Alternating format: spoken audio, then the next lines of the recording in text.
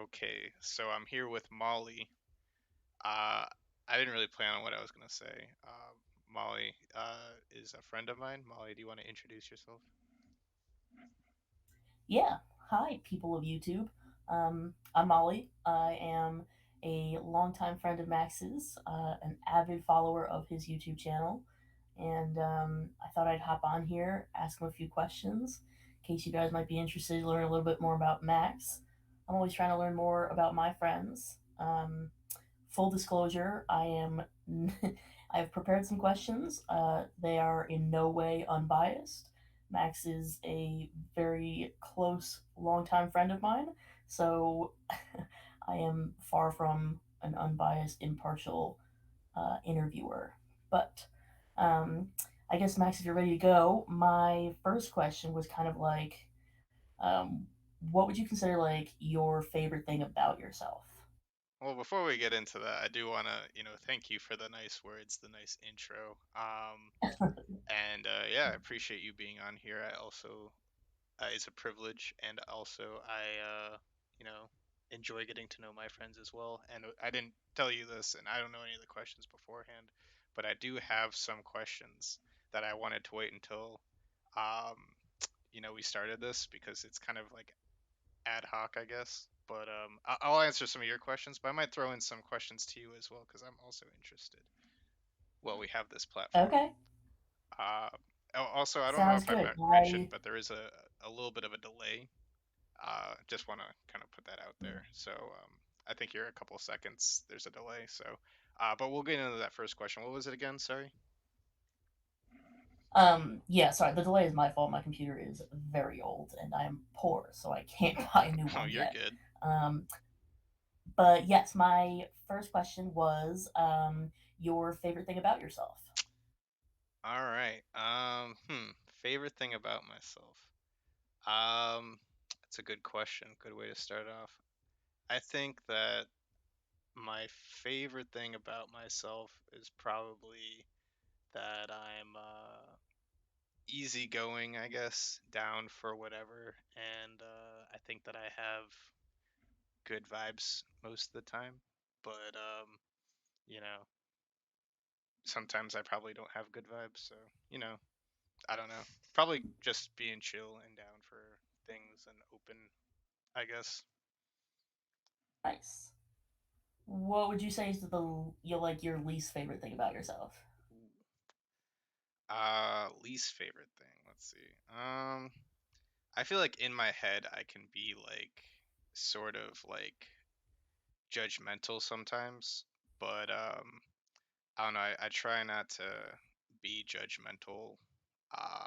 Like I try to like kind of like work out those things in my head without like talking about them out loud sometimes, I think, because it can be like kind of a party pooper, which I mean, I guess that's why it's like I kind of like having chill vibes, and that's like something that is not chill vibes. So trying to limit the judginess and just maintain good vibes. Oh, question also, how many Do you think questions you do you come off as have? judgmental? I've got questions for days, so I was just gonna kind of like see how it flows Okay, and what we get through, and you can call it whenever. sounds good. You were saying what was that last thing you said? Sorry. Yeah, so like you think that like at least in your head you can be judgmental.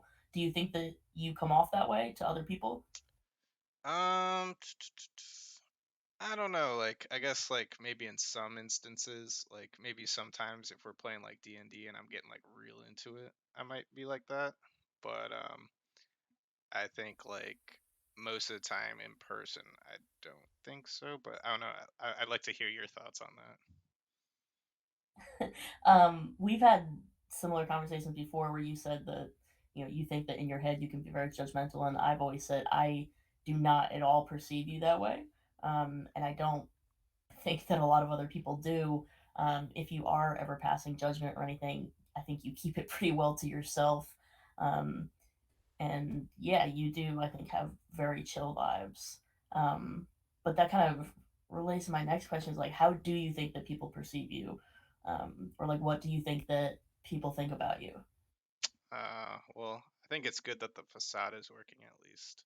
Um, I don't know. Like, I definitely feel like, based on my experiences with people, it seems like I can either be very quiet and reserved or very silly and goofy. And so I feel like overall, most people who I've kind of like the vibe I've kind of gathered is that I have this kind of mysteriousness because I can just be like one way or the other, just kind of like unpredictable or erratic sometimes.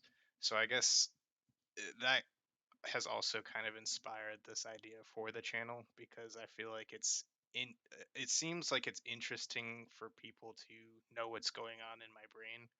So I figured that was kind of like this would be a good way to like kind of do that since it seems like it's kind of like hard to do that in person, if that makes sense. That does make sense. I have often said I would love to pick apart your brain. Your brain fascinates me. I think you've got a lot going on up there. You're one of the smartest guys I know. And I think Oh, you do thank you. tend to, yeah, it's just the truth. And I think Definitely a think lot of there's times, smarter people out there, but I well, appreciate the compliment. yeah, I mean, there's always somebody smarter at Yeah, we got something, a but smart friend group, honestly. yeah, that's true. We do. We've got a lot of really great friends, but I don't know. I do feel like a lot of the times you keep a lot of those thoughts to yourself. And while I appreciate I don't know, being reserved because I am to a certain extent as well, yeah, I often wish that you shared more of those thoughts. So I'm psyched that you're doing the YouTube channel and that I now get the chance to ask you these questions. I guess with your perception of people's perception, do you feel like there are any major differences between the ways like that you see yourself and the ways that others see you? I definitely feel like I don't know when I think about I feel like I've thought about this kind of before, and I always wonder like if other people have like if I'm only seeing the tip of the iceberg with most people that I meet, and like when they're because I only see people like for a small fraction of their life, so like if they're like a completely like different person, or like I guess like sometimes I feel like I have like multiple like lives, I guess, like not in like a weird way, but like I feel like I have this whole like life at work that's like completely different than like life with friends, and then like life with my family that's like completely different than life with friends. So I feel like there's just like all these different kind of I don't even remember what the question was, but I think it was something to do It with doesn't like matter. do like I think was the question like do people see myself differently? I don't know, what was the question again? It was like, yeah, what ways do you think, or what are the differences between like the ways that you see yourself and the ways that other people see you, or at least how you think they see you? Yeah, Um, yeah, I guess I just definitely feel like there's like a lot of thoughts that go on in my head that like people don't really see a lot. So yeah, I guess that's what yeah. I mean. Yeah. How does your like work self differ from like your friend self? I think I'm a lot more. I don't really like. I guess at work I'm very reserved. I don't really like go out and like talk to people. Like I'll be friendly and stuff, but I definitely feel like it's kind of like that. When you like go to like you go order some food at like a fast food place and you get like the shallow kind of treatment from the employees. I feel like that's kind of like Yeah, me, but with my employees. Like I'm just like I guess like they're all kind of like from West Virginia, and they have like a different kind of like culture, and not all of them, but like I feel like it's just like if I were to like talk about things that I'm interested in, it wouldn't really be like things that we connect on, if you know what I mean. Like yeah, they're all like they usually have like conversation about like going hunting or like someplace in West Virginia, so I just kind of like keep to myself and do my own thing, I guess. gotcha. You feel I don't know, culturally different from most of the people you work with? Oh yeah, definitely. But I feel like it's like kind of like a trade-off. Like no work environment's like perfect, and I really appreciate the work-life balance. And there's a lot of other benefits to the job. And I feel like just having like a culture that I kind of resonate with isn't really like on my to-do list for work. So, Yeah, yeah. What do you think is like your most underrated quality? oof. Like the one that doesn't maybe get as much recognition or isn't seen as often by whether it be like your friends, your coworkers, or your family, anybody. That's a tough question because I feel like Yeah.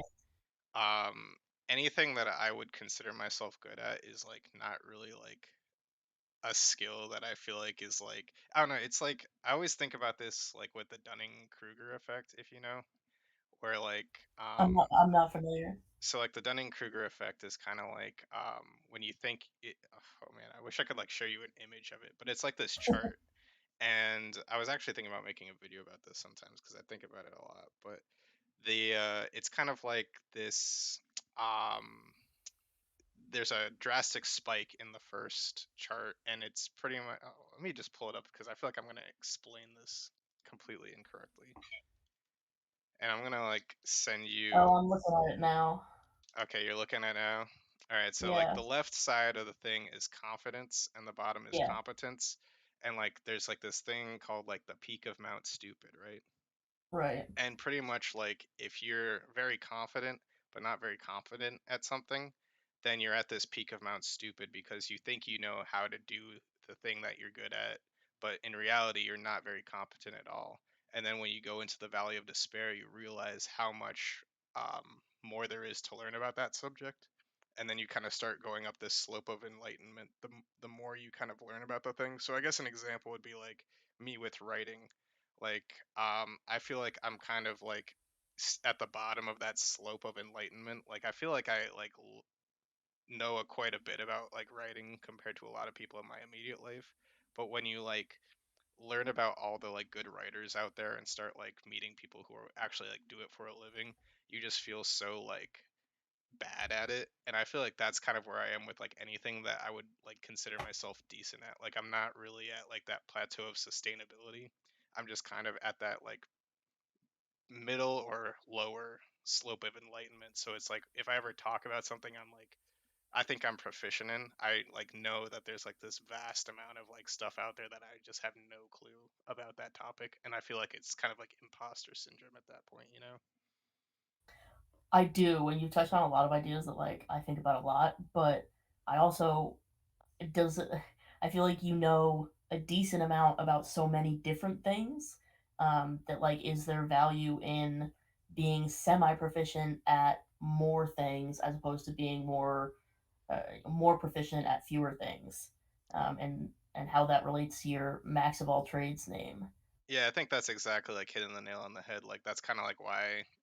Well, actually, so we were coming up with the name because of the podcast that Chris Rahul and Julie and I were doing, and it was actually kind of similar to that, where like I kind of know a little bit about a lot of things, but I'm not really like a master at anything. But like I kind of know a bit about everything.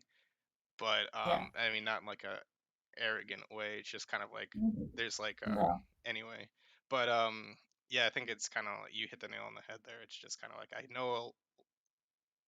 I don't know a lot about a lot of things. I know like a medium amount about a lot of things, if that makes sense. Yeah. But I think there is probably more value in that than you put on it. Um, and I think nowadays we live in a very like hyper focused society where like if you're not like they people like to be an expert at one thing as opposed to decent at a lot of things. I definitely Um, agree. Yeah. Like and especially in YouTube, like there's so many channels out there that are like kind of specific on one thing and they do that yeah, specific thing really, really well. And so I feel like me trying to get into YouTube, it's like I don't know if I'm really like that good at any particular thing to make a YouTube channel that like is based on credibility and like even like video editing. Like it's something that like I've done in the past, but I really just don't like doing. And so I really didn't want to set that precedent of like having to edit things and then I wouldn't like finish the challenge of 100 videos and stuff. So, yeah, but but that's also one of the reasons why I like your channel is that like and I honestly think that the internet has kind of accelerated kind of us as a society being hyper focused or insisting on being experts at one thing just because I think with the rise of the internet we are so eager to label things and tag mhm. them and make them put specific even just like one word tags on everything and that makes it easier to filter through to like stuff that you are interested in but that also narrows the scope of what you make to one one word bites. Yeah. um, Yeah, so I definitely I agree with that. I like the idea of having a YouTube channel that is just about general life, about whatever's going on with you this week. Kind of reminds me of like the old days where people just used to like vlog, Yeah, and like the early days of exactly. YouTube. And I feel like there's kind of like a, I don't know, like a nostalgic kind of thing that I have with like that. Even though I like feel like I didn't really watch a lot of those that content, it's kind of like I kind of miss it, even though I wasn't like a huge like vlog watcher. But like I don't I know. do. I feel like we grew up at like a really unique time where like we're one of the first generations to kind of like grow up with the internet. And Yeah. I think a lot of us, or sounds like you and myself included, kind of like idealize some of like the early days of the internet, almost like before we ruined it. Mhm. Where it was kind of like this whole world of possibilities had opened up and we started using it and started being like, wow, like there's so much cool stuff we can do with this. Mhm. And now we've almost reached that point where like it's like folding in on itself and it's become too much. So I definitely get the like nostalgia for like early internet vlogging days. I definitely agree. There's also one Yeah. thing that I kind of think about too doing this. It's like the I guess the cybersecurity element of it, because I mean, I guess with vlogging you're really like putting yourself out there, and I feel like I'm pretty like open, but I feel like there's always that thought in the back of my mind, like if I accidentally reveal like too much information. But like I feel like at the same time there's like a billion people, like 7 billion, 8 billion people, whatever, in this world, Right. and like this channel has like 14 subscribers, so like I feel like if someone really wanted to do that, there's probably like someone out there that's like easier to kind of find. I don't know. So, but Yeah. I don't No, really know what I'm going it's with I that. Just something I think about. No, that's something I think about all the time. And one of the things I thought about in like coming on here today with you and like talking to you, and why I like panicked when you said you were going to ask me questions, because It's I nothing like revealing. Don't am worry. okay. Yeah, it's something I think about a lot. Like I am, hyper aware of what I put out there into the world, and like Mhm. it's one of the reasons like I really hate having my photograph taken, especially like by other people or like on other people's phones, because you never know where it's gonna go or where it's gonna end up or how long it's gonna be around. Now if you put it on the internet, even if you like quote unquote take it down, it's there forever. Mhm. Um, so like revealing yourself, even if there isn't a totally captive audience right now, just the fact that it's out there and discoverable, you never know down the road what people might do with it. But I think you touched on something like there are so many billions of people in the world that like the arrogance to think that the little bit of information I put on the internet is going to matter to literally anyone kind of puts me back in my place. I guess like what do you think like the worst thing would happen? Like what's the worst case scenario if like someone gets a hold of your photo and like decides to use it in a malicious way? What do you think is like the worst thing you can think of is?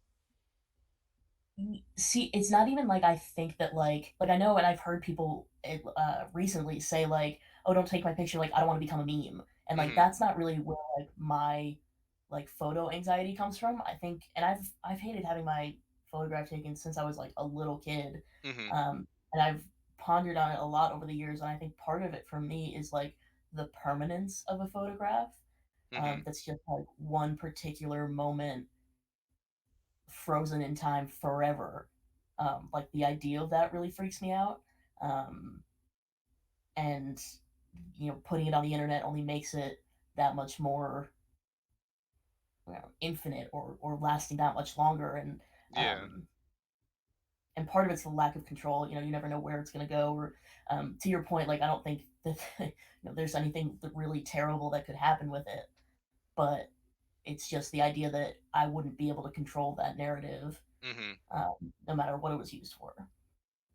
Yeah, it's interesting because I don't know. I guess like for me, I feel like a picture of myself becoming a meme like doesn't bother me at all.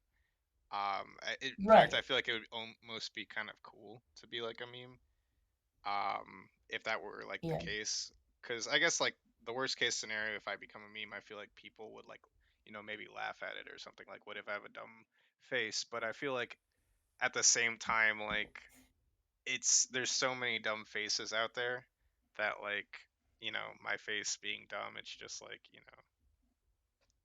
I don't know if that Yeah, yeah, I don't know. yeah, I think like I think about it more as like, if my face was out there, it would be cool to see like how long it lasts, like if like people who are related to me in the future could like see what I looked like, because I don't know if like yeah, I'll like exist in that kind of metaverse like 100 years from now, so it'd be kind of like this like me living on kind of thing. yeah.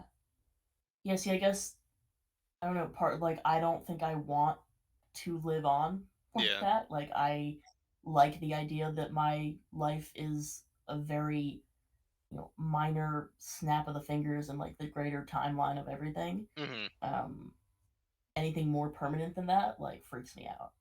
Yeah, no, that's totally fair.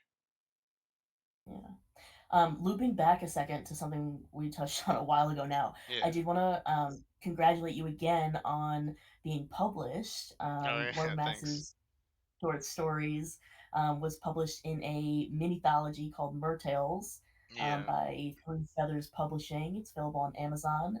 Um, I wanted to congratulate you again and ask kind of how you found, because I know it was through Carly and like a writing group that you kind of got involved with that. How did you find Carly and this group? Yeah, so pretty much one day I was just kind of looking for writing groups, and there's this website called NaNoWriMo, and NaNoWriMo is pretty much this like website where writers kind of gather, and they have like writing challenges and stuff like that, and you can kind of connect with writers in that way. And Carly, this was early 2021, I think, and pretty much I think I was just sending out like a bunch of requests to people, and I think Carly responded to one of them and invited me to her Discord, and we kind of invited some other people to the Discord, and she's a published author, so I went and bought her book and read it, and I guess we just kind of started talking through Discord, and then I think December of 2021. So like for that year, we kind of talked on and off. And in December, she was in this other Discord with some other people, and they do them anthologies, and they were every quarter or something. They write two. So I tried to do one of them for the first, I guess, couple months of the 2022 year, and I guess submitted it, and it got published. Nice. Now, I know, but maybe people, other people don't know. Do you like to write? Do you consider it a hobby? I definitely like so the actual writing element. I feel like I don't do as much as I used to. I definitely like I guess I guess you could say I'm more of like a journaler these days. Like I kind of do a lot of like world building and like write down my thoughts about like cool concepts that could be cool to write about. But in terms of actually like planning and structuring it, I feel like and this is kind of weird because I feel like the YouTube channel is not very perfectionist at all. But when I'm like writing, I get like really perfectionist about it, and like I end up just revising it to Yeah. a point where there's more mistakes than there were when it started. And I guess it's kind of like it's almost like discouraging when I write about things because it's like I always find a new way to make it better, and even when I publish this one, I'm like, oh, there's ways I could have made it better, kind of thing. So it's like one of those things that I feel like writing almost bums me out a lot because I feel like I wish I was better at it, but I do like kind of brainstorming writing, and I'll just write like thousands of Yeah. words that aren't really coherent, if that makes sense, like journaling. Yeah. Um, Now, in your about the author page that's included just after your short story, Yeah, you say uh, Max is not a writer. I know you wrote that yourself. So yeah, why is it that you don't consider yourself, or you say he's not an author? yeah. Why do you not consider yourself an author? I guess it's kind of like I feel like it's similar to like how I feel like I'm not really like a YouTuber in a way. Like I feel like I'm just so new at it that it's like it's almost like if you like go on a run or once or twice, it's like, oh, am I a runner or am I like a biker? You know, it's just like I feel like it's something that I don't like. It's just one little sliver of me. It's not like the whole thing. So it feels weird to kind of label myself as that. And I feel like I'm just kind of like a bit repellent to labels in general because I don't want to be like defined by the label, if that makes sense. Yeah, So that's why I kind of like the like max of all trades as a label because it's like almost like anti-label because it's I'm a not rebel punk. limiting. Yeah. Yeah. I don't know. I think it's interesting that the way that you perceive those labels, and that like you think that calling yourself an author or a writer makes it your main thing.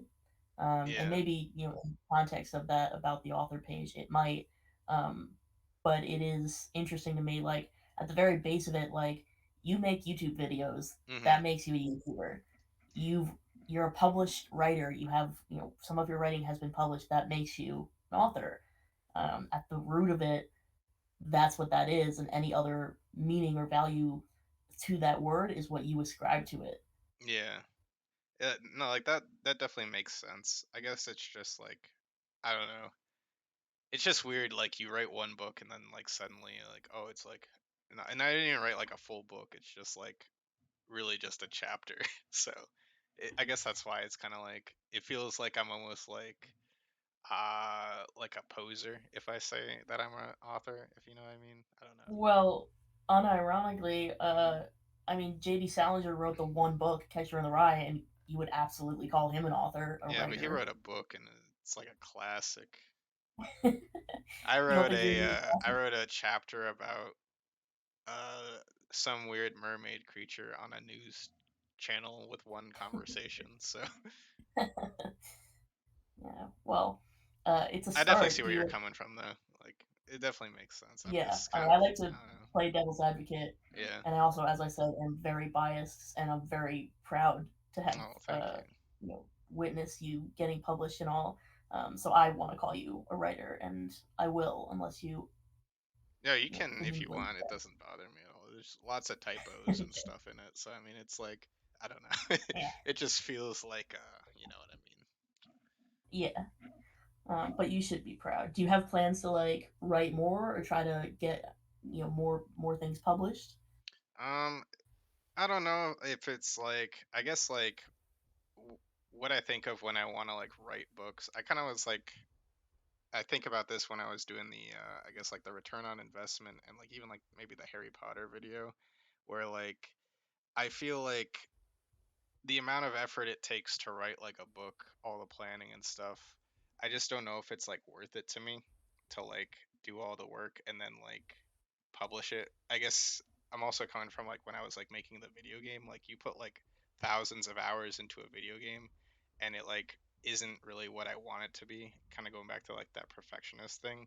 And even if it was like what I Yeah. wanted it to be, I think I look at like J.K. Rowling, who's like the most successful, kind of like one of the most successful authors of all time, and like just like where she is today, and like I know I don't know if I have any like controversial views, but like what if I'm just like like 20 years from now or something, and I like say one controversial thing or have one controversial opinion, and then like that jump start of putting all that effort into a book and then have being like this like kind of like I'm not saying that I'll be a celebrity figure, but just the hypothetical of like being a Yeah. celebrity figure and like that almost like Yeah. ruining my life to some degree. I don't know, it just Yeah. feels like the return on investment is just not like what I want it to be. Like I kind of just Right. want it to be like I don't know, just me vibing in life and putting it out there. Yeah. And if it's but like the thing that I want, like the magnum opus that's in my mind, I don't think I'll ever like do that, if that makes sense. Like my goal is more like start a Okay. family, not really to like do this thing, but it would be cool if it happened. Yeah. I don't know. Yeah. Um, you could always publish under a pen name, but I get what you're saying about like you write and you like create these worlds and these characters for you and for your own pleasure, and Yeah. what would you really get out of publishing it?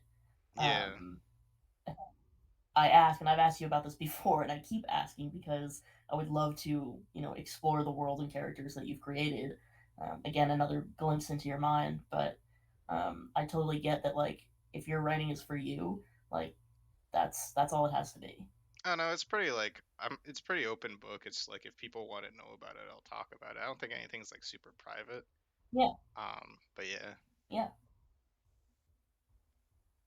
yeah. Well, I have plenty more questions about your stories, your characters, your worlds, and everything else. But Oh yeah. I think maybe that's a good place to end it for today. Yeah. Whatever. We can always do another one like some other time if you want. But I do have some Sounds good. questions for you as well. Although mine are All right, not hit me. as not really as like I don't know. I guess you'll see. They're kind of more for Okay. fun questions because I wasn't really sure what the vibe was gonna be. Okay. So the first one is if you had an identical twin, would you enjoy their company or not? Um, my first thought, I I have a really weird thing. I like twins really freak me out. Hmm. Um, just the idea of twins and like biologically, I don't know. I'm not. I have a weird thing about twins. Yeah. So part of me thinks no. Um, but it also, yeah, it depends on like how identical. Because I genuinely enjoy spending time with myself. Hmm. That makes me sound arrogant or something. But I enjoy my own company. No, I think that's So I fair. think if I had an identical twin, I would like to think that I would enjoy their company as well. But then I also can be annoying as shit, so maybe not. Well, I don't know. I think that like, well, I guess to start, what was you said something about you have a thing with twins. Can you elaborate on that, or is that kind of private? It's not private. It's just really dumb. It's not um, dumb. I It's just no, interesting, you know. I went through a phase in like middle school where like I got really interested in like the biology of twins, and then like narratives of like in twin stories about twins that think that they have like ESP or have some sort of like mental connection that can span geographic distance, and all these different like horror stories about twins that have this connection and the ways that it's been utilized for good or bad. I went through a weird Hmm. phase of reading way too much about twins. Hmm. Um, Well, so now I, when you say that, yeah, it makes me think that it would be a cool thing. Like you'd be interested. What kind of horror stories? just Google it. Okay. Better Maybe I yet, don't type know in. enough about twins because I always think Yeah, it would be cool to have a twin. But yeah. I don't know. I went down a whole rabbit hole of like twin stuff. It was weird. Um, all right. Well, I got four more questions if you got time for it. I got time. The next one is if you could spend a day with unlimited superpowers for 24 hours, one day, what would you do? Like, paint me a picture of Ooh. what you would do in that day. Like I have to pick one superpower, or I have unlimited Unlimited powers. superpowers, you can have as many. It's like having infinite wishes, infinite superpowers. Oh You're God. basically God for a day. What would you do? Jeez. Well, I feel like the first, like, I should spend the whole day, like, healing people. Usually, my answer to, like, if you could have one superhero or one superpower, what would it be? My answer is usually, like, waterbending because Hmm. A, it's cool as hell, and B, you get, like, healing powers. So it's kind of like a double whammy. Yeah. Um, but yeah, if I had unlimited power for a day, I feel like I should spend the day, like, healing people and helping people. The selfish version of that day would probably be more like, um, I don't know. I always thought it would be cool to speak with animals, or to. My other answer to the superhero question is always like to be able to speak any and every language. So to be able to speak to people all over the world, from different cultures in their own language, Hmm. um, and to read certain texts like in their original language would be really cool. Um, if I had unlimited powers, I'd probably fly around a little too, see what that's like. Would definitely spend some time in the ocean, like searching around down there, not having to come up for water. To see what the actual Um, mysteries are underneath there. yeah, and part of like I love the ocean, and like part of me is really freaked out by like the deep depths of the ocean that like Mm-hmm. no humans have ever experienced. Um, Plus, it's really dark down there, and I'm not a huge fan of the dark. Well, yeah, you But can wish for like night vision or whatever, dark vision yeah, or whatever, and you could see anything. Blind sight. yeah. Question about Teleportation. the healing though. Would Yeah. you, if you were like, this all powerful being, would you like snap your fingers and heal everyone instantly, or would you want to take the time to like make your way to different people and like kind of have that like face um and kind of like be there with them in person, or just kind of snap your fingers and do it? Um, I mean, I think you have the obvious like superhero movie conundrum of like anytime somebody says like you can do it by snapping your fingers, there's always unintended consequences. But I don't And feel the need to like be the face of it or mm-hmm, anything, and I feel like you would help more people if you could snap your fingers and have it all be done. mm-hmm, Um, the only reason I would hesitate is because I also think it's something I've learned through a number of different experiences in my life that like part of helping other people can be just walking with them through an experience. So like accompanying people through their struggle is sometimes a really great way to quote unquote help them. And I've said it in my life too. Like sometimes the best way to help someone is just to be there with them and go through an experience with them and walk through their struggle with them. So that's the only reason I would like hesitate and say maybe you know it's worth taking the time for each individual person. But for efficiency purposes, definitely snap my fingers. Plus, then I have 23 hours and 59 minutes left of superhero day. So well, I think that's a valid point, what you said about like kind of being with people and just kind of like being there and supporting them. And I guess technically what you could do is just kind of stop time as well and extend the day to be longer than 24 hours. I guess that's a loophole in it. So whether you snap your fingers or you're that's there in true. person, I guess you could make the argument that either way, the same amount of time has passed if you go down that certain route. But I think that's definitely a good thought of like some things aren't just resolved by a snap of the fingers. Yeah, and the human element of caring for another person is Yeah. often just as important as the physical healing. Yeah. That's a good Um, point. but yeah, I Um, hadn't thought about the implications of unlimited power and what I could do with time.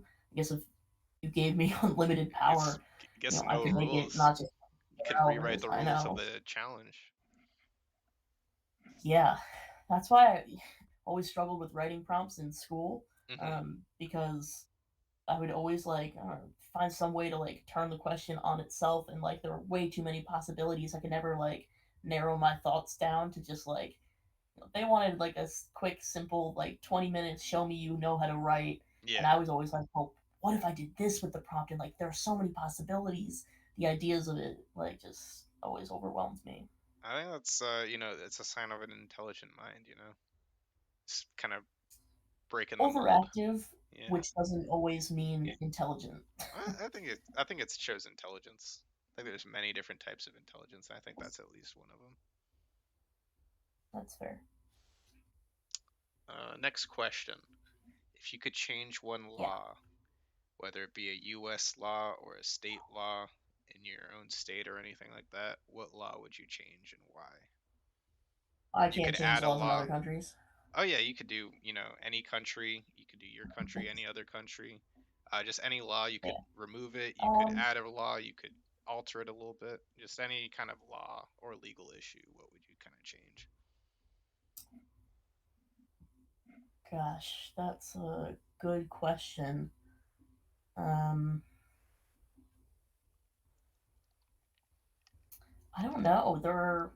I mean, other than there being like you hear those weird stories about how there's still some like really outdated backwards laws in certain states that like nobody enforces, Hmm. but like no one's ever bothered to actually take off the books.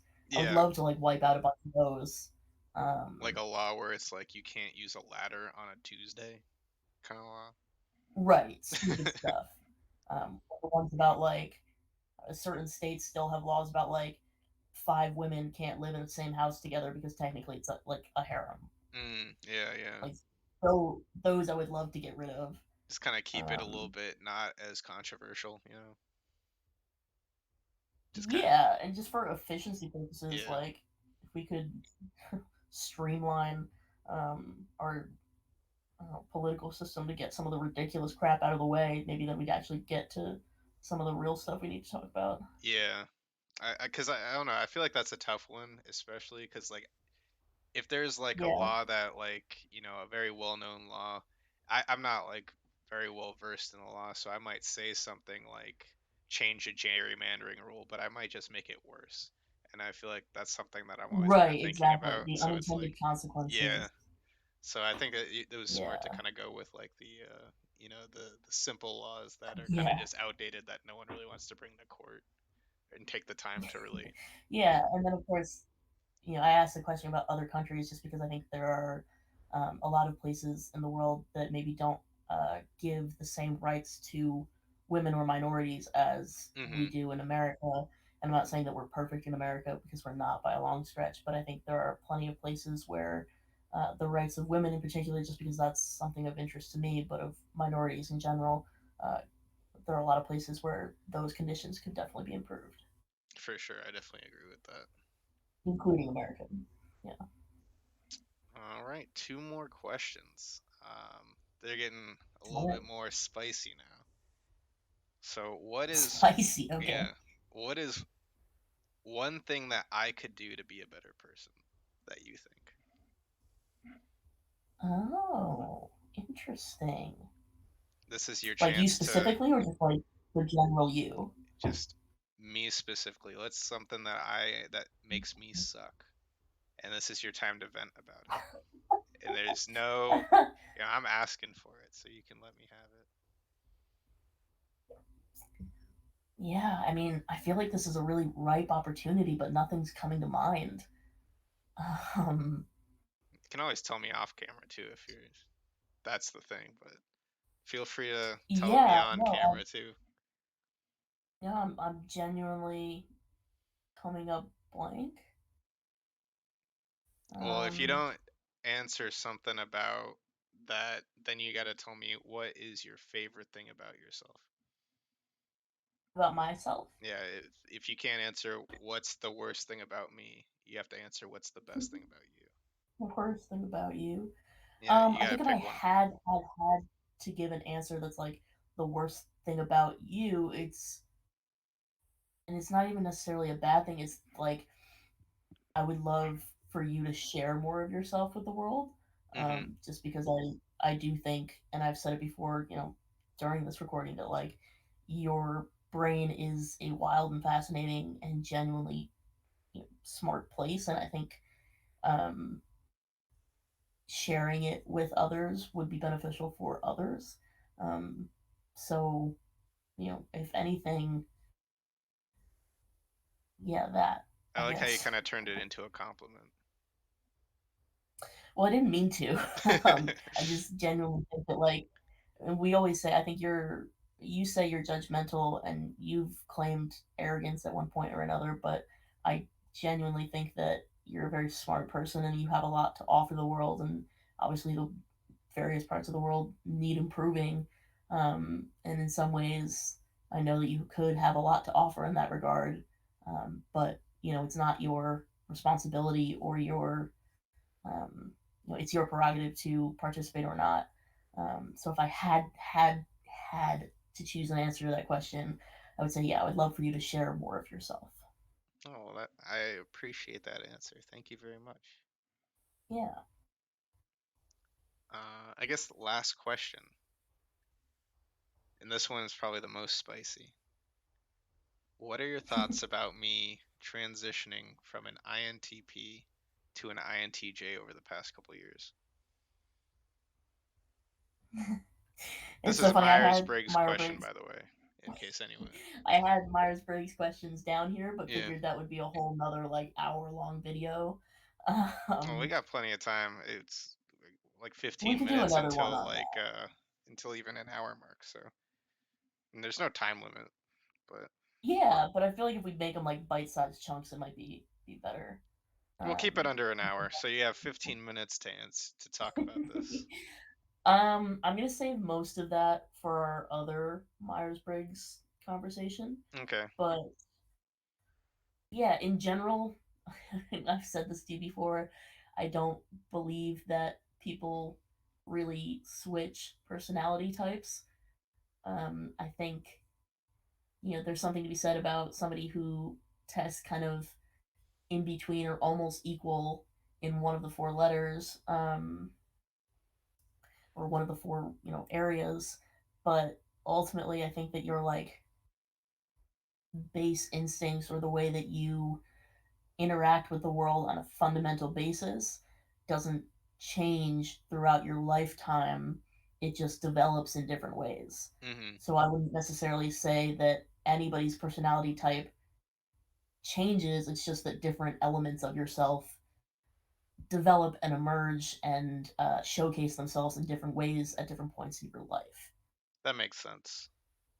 So pretty much there's one innate version of us that doesn't change, but depending on how we feel, we could test differently. Is that kind of what you're saying at the moment of taking the test? Or am I No, not misinterpreting? really. I think that's true. I think that's true, but what I'm saying is more like I am a perceiving type Mhm. and very much so a perceiving type instead of a judging type. Mhm. But that doesn't mean that my skills related to judging may not improve or develop throughout my life, and I may become more judging than I have been previously, but at like my base, my core, my instinctual way or reaction or way to interact with the world Mhm. isn't going to change. I may just get better at the opposite function. Gotcha. So you have one. I don't know if just correct me if I'm wrong. I'm just trying to make sure I'm like kind of saying it back, but like Yeah. not really using your words. So just to kind Well, I'm of not explaining it well, so yeah. so pretty much like you have like you and you can always get better like if you're like an introvert you can get better at being an extrovert, but at the end of the day you kind of like an innately an introvert even though you can kind of cope with being an extrovert when the time needs you to be. Is that kind of like what you're saying? Yeah. And I think the introvert extrovert one is probably the least applicable to this principle, just because I think that the way that you regain energy Mhm. doesn't tend to change as much as the other three categories. Mhm. But like even when you test, like I test as an INFP, Mhm. just because I test as perceiving doesn't mean that I don't have elements of judging. It just means that my elements of perceiving are more dominant Yeah, than the judging. I think that's fair. But throughout my life, those things may even out. Like I test really far, like skewed in one direction for all four categories. Mhm. But throughout my life, those opposite functions may develop, and I may become less, you know, uh, it may become less of like a dichotomy, less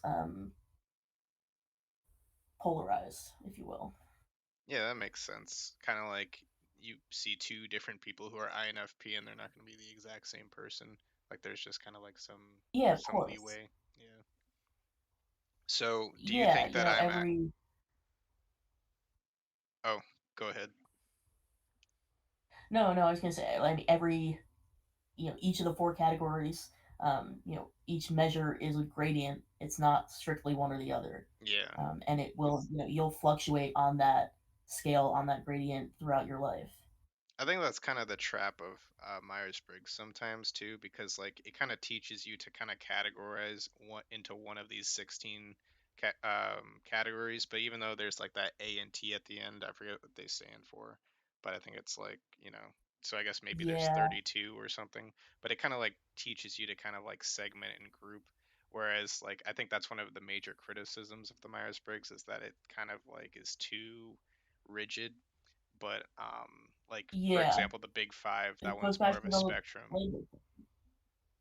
but that's Yeah, just not as satisfying. The spectrum, you kind of want to, put that label to it. Like I am an INFP, right, but it's right. like your Hogwarts It's house or whatever. satisfying to have a definitive answer. Yeah. So do you think Um, that I am an INTP or an INTJ? This is the last question. I think that you're more J than P, but I don't think you, I'm not an expert on you, and I do think the way that you show yourself to the world can be at times very different from the way that you are with yourself or that you are innately. So like I only see the version of you that you choose to show to me. Hmm. So just because that version is J or I perceive it as J doesn't mean that that's actually who you are. I think that's a very smart answer. I don't know. I kind of feel it like a very similar way. So I think that you probably do know more than you think about me, but like I definitely feel well, like it's weird though because sometimes I feel like I showcase myself more as like an INTP, but my internal mind is more INTJ. So like for example, Yeah, this well, YouTube it's channel is definitely not very J. It's just kind of like off the wall and spontaneous, which is definitely more a P trait, I think. But but like, I also think that's why it makes you a little uncomfortable yeah, it's like breaking out of because your you shell do kind of thing, or like play trying that. to force yourself to do improv. Yeah, yeah. And I am often or always kind of trying to push myself out of my own comfort zone, um, and doing things like this, putting yourself out there on the internet and all, uh, is one of the ways in which I'm trying to do that. Yeah, I think it's good to kind of try something new. I was actually watching this Yeah. video of Tom Scott. I don't know if you know who that is. He's a pretty big YouTuber, I think. And he actually made a video about him riding roller coasters at Alton Heights because he's British.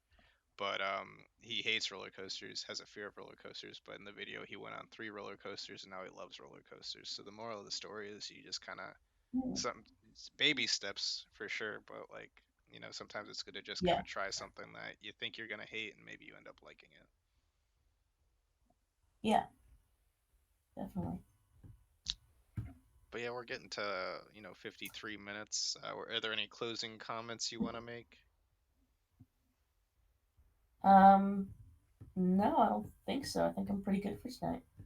Cool, cool. Well, yeah, thanks for this was all Molly's idea, by the way. So I appreciate you for coming up with this idea. I think it was really great, and if we ever want to do another one sometime, I'd totally be down to do that. Do you? Yeah. I mean, we can talk a little bit more about it off camera, but like, I definitely think that it was a Yeah. great idea, and yeah. Yeah. I definitely enjoyed it. So thanks for having me on. All right. Well, I think that's a wrap.